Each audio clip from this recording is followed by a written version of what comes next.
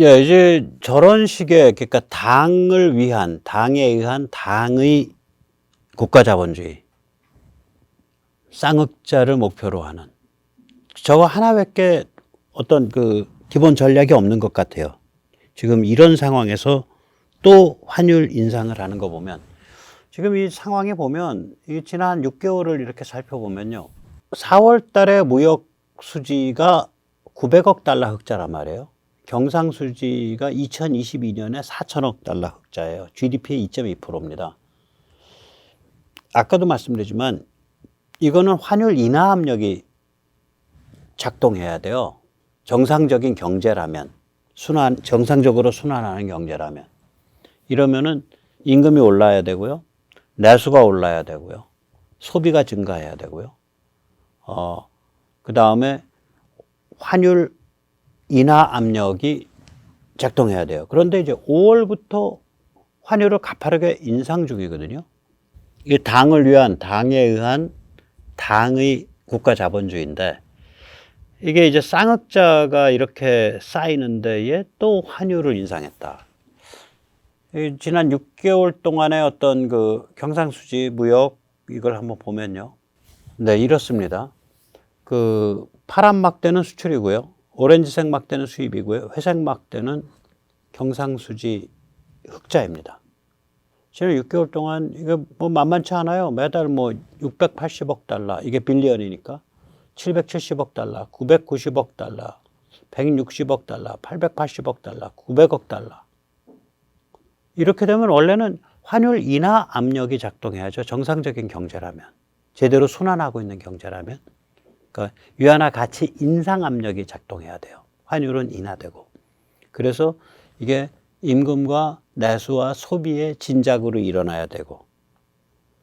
그런데 환율 인상 압력이 존재한다라고 주장하면서 환율을 인상하고 있단 말이죠.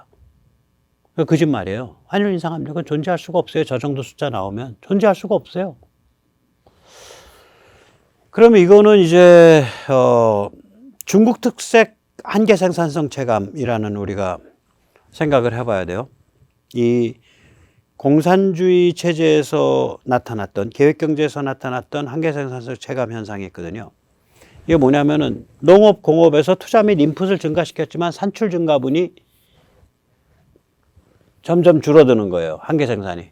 심지어는 인풋은 농업 같은 데는 심지어는 인풋은 증가시켰는데 오히려 아웃풋이 한계 생산이 줄어드는 게 아니라 산출 총량이 줄어드는 경우도 있어요. 이게 농업이 왜 그러냐면 비료 같은 거 무지막지하게 줘버리면 오히려 산출물이 줄어들잖아요.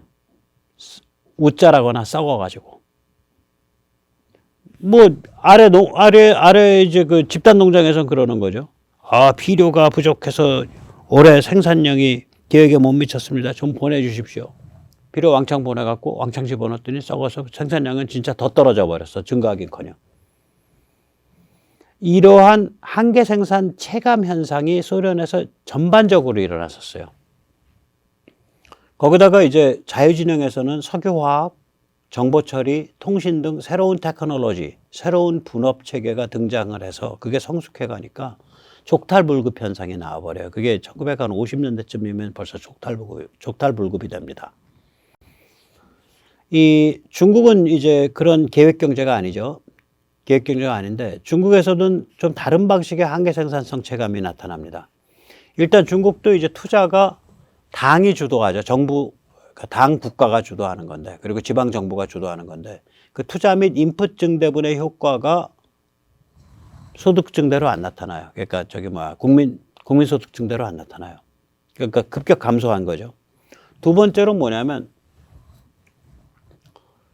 이거가 이제 더 골 때리는 건데, 쌍흑자가 발생을 하면 이게 국민 총생산 증대 효과가 나와야 되는데 이게 감소해 버리는 거예요.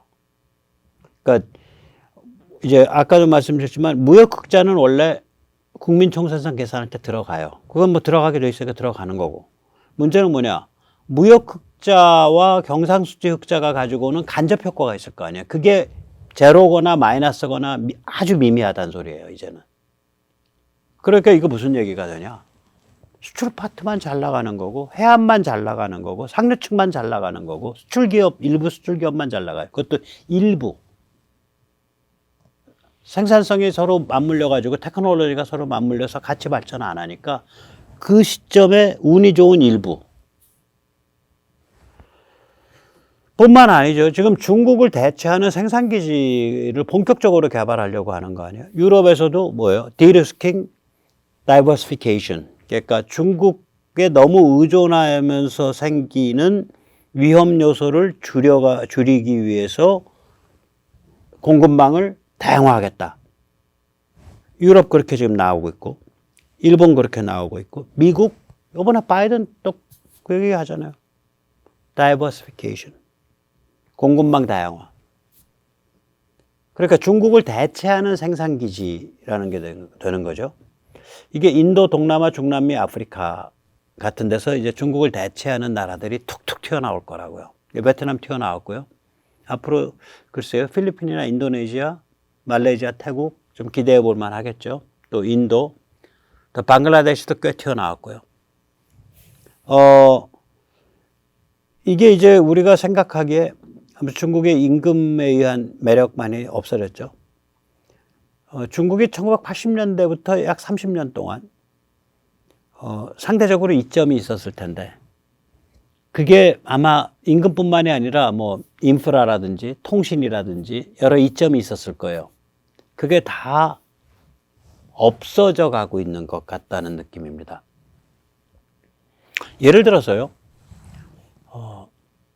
스마트폰이 도래하기 전까지는 국가가 주도하는 국영, 아주 독과점화되어 있는 국영통신사의 역할이 굉장히 중요했죠. 우리 같은 KT. 근데 이동통신이 등장했어도 KT 중요성은 더 있었어요. 우리 공중전화 계속 유지됐었잖아요. 왜 그러냐면 이동통신은 데이터 통신이 아니었으니까 처음엔. 그런데 이게 데이터 통신으로 넘어가고 이게 테터링이 되잖아요.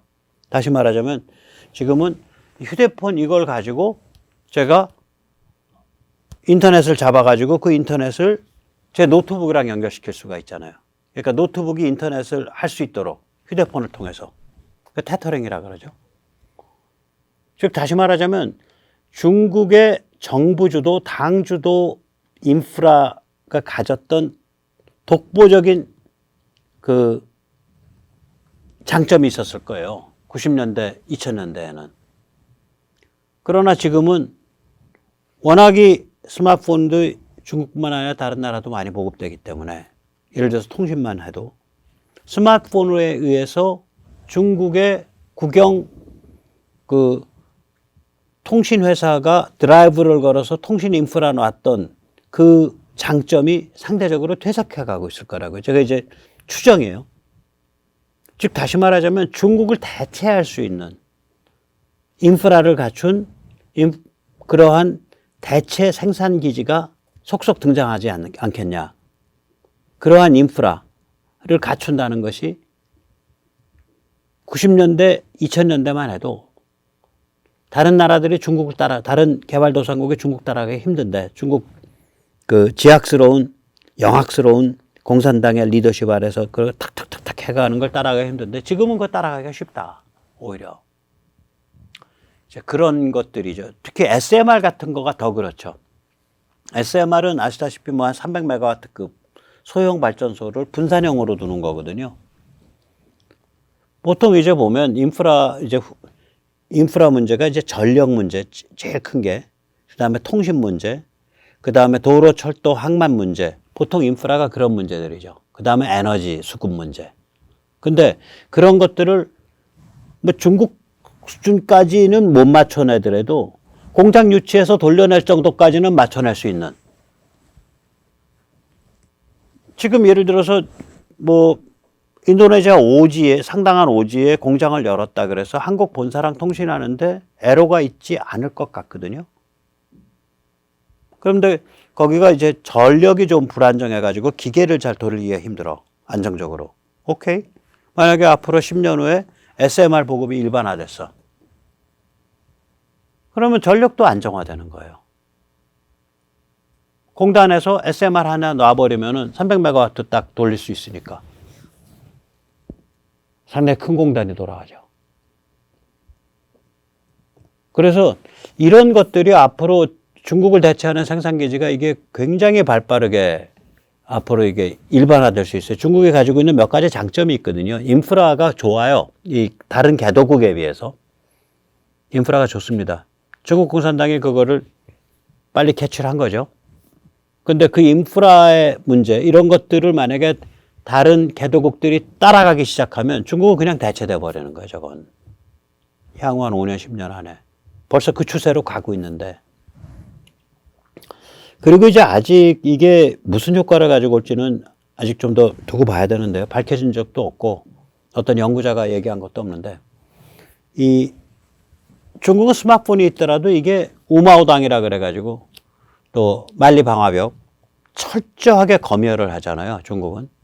근데 다른 나라들은 검열이 없는 스마트폰, 즉 검열이 없는 진정한 의미의 개미소관, 개인 미디어, 개인 소통, 개인 관점이 일반화되고 있다고요. 그럼 뭔가 사람이 달라져요. 소통과 미디어가 바뀌면 사람이 달라져요. 즉 다른 개도국의 사람과 중국인 사이에 클래스의 차이가 나올 수 있어요, 저게. 향후 한 5년, 10년 지나면. 저런 식으로 무지막지한 그 세뇌용으로 스마트폰을 사용하는 세뇌, 감시 통제, 감통세, 처진, 감시 통제, 세뇌, 처벌, 진압. 그것을 위한 수단으로 저희들은 스마트폰과 모바일 통신을 쓰고 있는데, 인도라든지 인도네시아라든지 필리핀이라든지 베트남이라든지, 베트남이 중국 공산당과 굉장히 유사한 점이 있지만 근본적인 차이가 있는 게, 베트남에서는 이 스마트폰에 대한 개미소관에 대한 그런 말하자면 검열과 통제를 안 하잖아요. 세뇌를 안 하잖아. 덜 하잖아.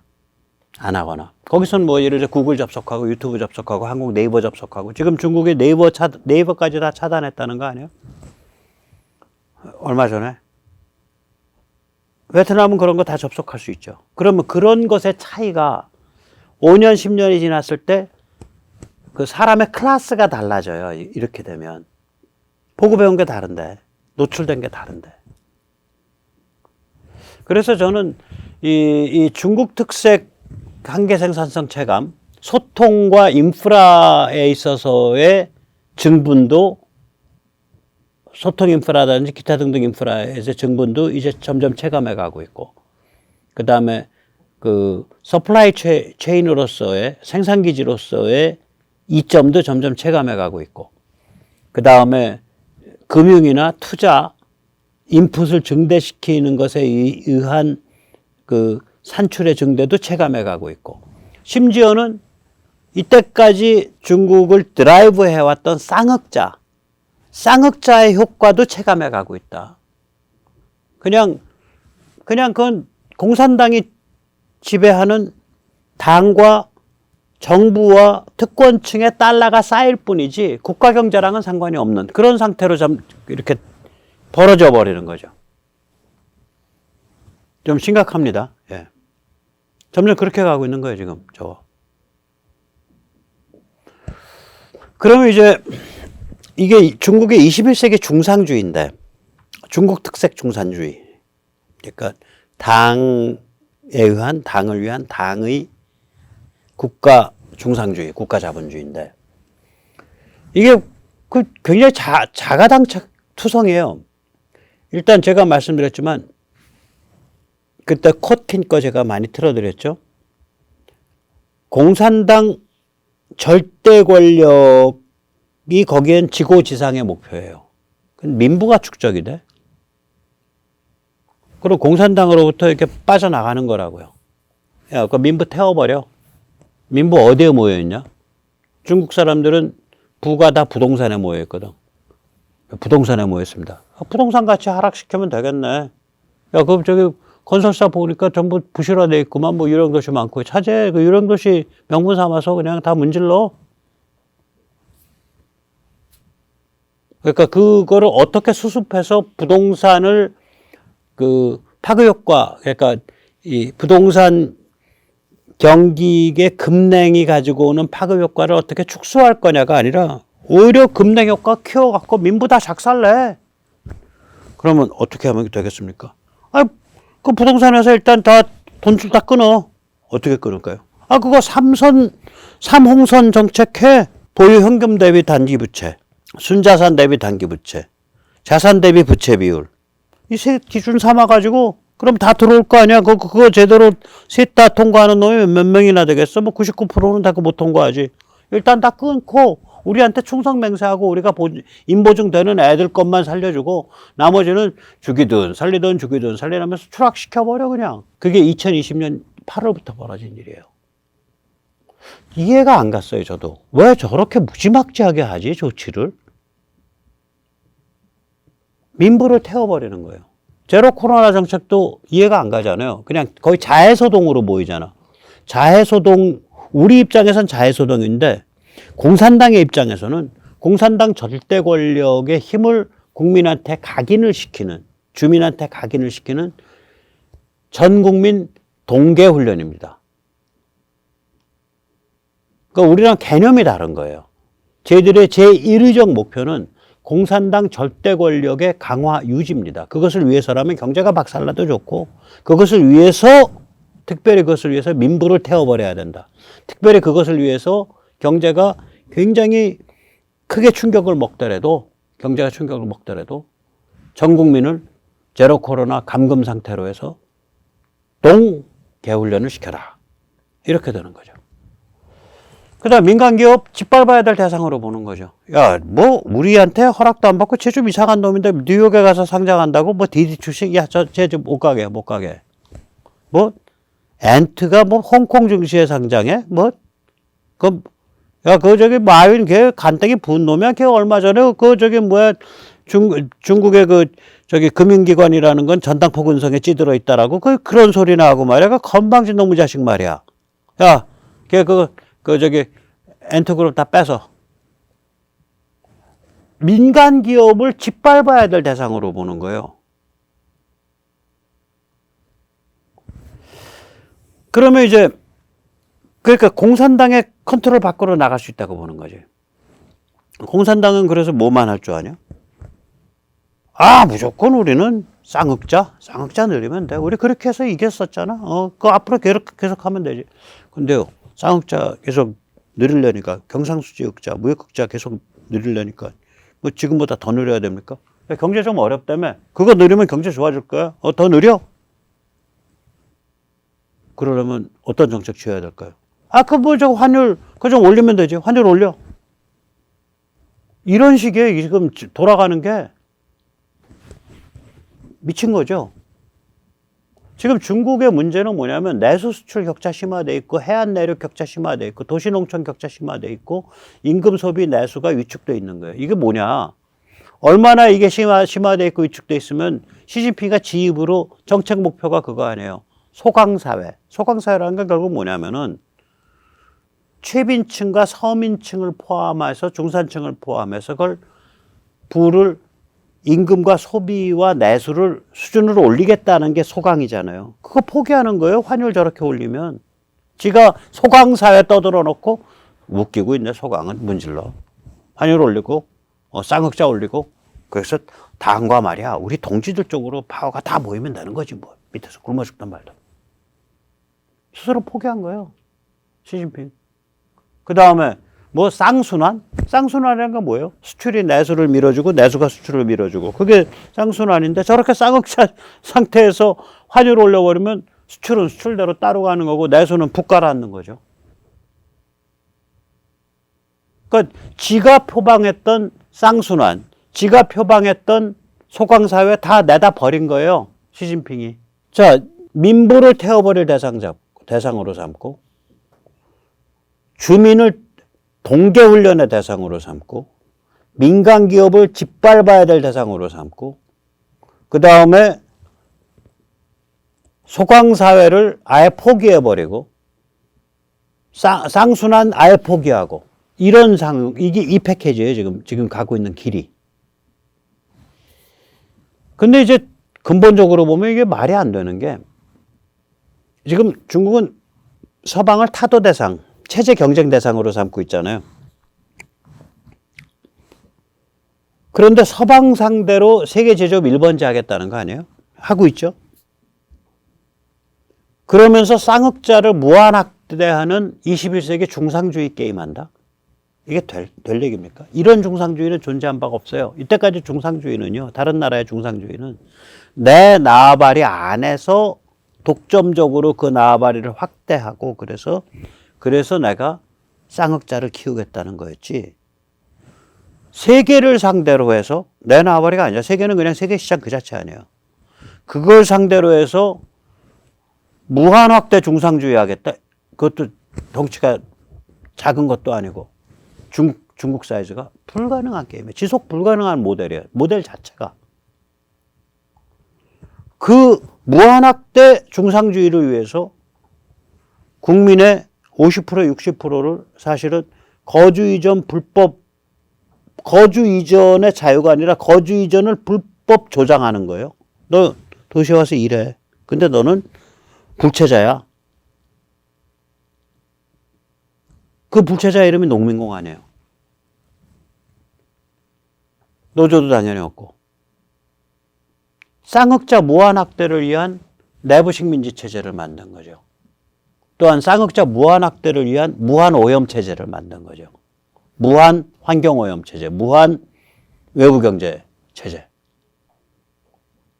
그래서 저게 그러니까 지속 가능한 모델이 아니에요. 서스테이너블 모델이 아닌데 그러한 문제점들이 이제 이때까지 쫙 그 수면 아래서 땅 밑에서 쭉 진행되다가 이제 위로 올라와서 이제 다 이제 중국을 향해서 이제 옥죄어 들어오고 있는 상태죠. 예, 우리는 이제 이런 상태에서 굳세게 마음을 먹고 꿋꿋하게 나아가면 됩니다. 제가 이제 듣기 싫은 얘기가 미중이 지금 패권 전쟁 중에 한국은 어디에 서야 됩니까? 아니 지금 미중이 패권 전쟁 둘이 똑같은 놈들끼리 싸우고 있나? 하나는 문명이고 하나는 반문명이에요. 하나는 자유고 하나는 예속이에요. 하나는 개방이고 하나는 지배예요. 근데 그게 똑같은 패권 전쟁이에요. 똑같은 패권이란 그 두 글자로 똑같이 그 일반화되나? 그 얘기는 뭐냐? 아베마도 생명체고 인간도 생명체니까 똑같은 생명체다라는 거랑 똑같은 거지. 코로나 바이러스도 생명체고 너도 생명체니까 너가 죽고 나서나 생명체는 이어지는 거다 똑같은 거지. 굉장히 비틀려 있고 굉장히 위험한 사고방식이 우리 사회 도처에 널브러져 있고 그게 우리 언어에 많이 배어 있습니다. 그것을 이제 그렇게까지 위험하지는 않더라도 중국의 환율 인상을 대해서 마치 정상적인 경제에서 여러 가지 외부적인 압력에 의해서 어차피 그 외부적인 시장 논리에서 환율이 저절로 올라가는 그런 식으로 생각해서 해설을 막 하는 사람들이 있는데 아닙니다. 첫째, 중국은 고정환율 제도입니다. 둘째, 중국은 무지막지한 쌍흑자를 내고 있기 때문에 환율 인상 압력이 전혀 존재하지 않습니다. 오히려 환율을 인하하고 위안화 가치를 올려야 지금 중국이 벌려놓은 저런 문제들을 풀어갈 수 있는 실마리가 잡힙니다. 그럼에도 불구하고 배운 게 도둑질이라고 이때까지 쌍흑자를 통해 가지고 국가자본주의, 당에 의한 당을 위한 당의 경제를 해왔던 그 버르장머리가 있어갖고 어려워? 쌍흑자 더 올려? 더 올려? 그거밖에 못하고 있는 거예요 지금. 오늘 여기까지 모시겠습니다. 감사합니다.